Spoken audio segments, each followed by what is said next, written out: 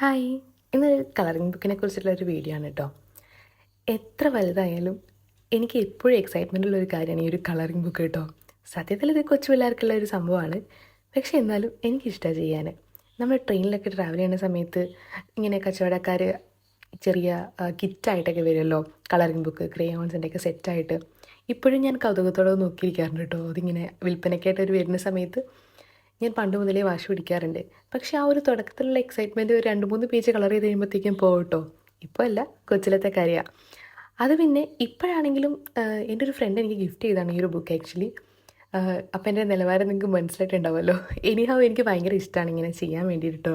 അപ്പോൾ നിങ്ങളുടെ first colouring എക്സ്പീരിയൻസും നമ്മൾ പ്രീ കെ ജിയിലൊക്കെ പഠിക്കുന്ന സമയത്ത് ഡ്രോയിങ് സബ്ജക്റ്റ് വരെ ഉണ്ടായിരുന്നു അല്ലേ, ഏറ്റവും കൂടുതൽ മാർക്ക് കിട്ടുന്ന കളറിങ് ബുക്കിനൊക്കെ ആയിരിക്കും. സോ അപ്പോൾ നിങ്ങളുടെ എക്സ്പീരിയൻസ് ഒക്കെ ഷെയർ ചെയ്യാൻ മറക്കണ്ട. വീഡിയോ ഇഷ്ടപ്പെട്ടാൽ ലൈക്ക് ചെയ്യാനും ഷെയർ ചെയ്യാനും സബ്സ്ക്രൈബ് ചെയ്യാനും മറക്കണ്ട.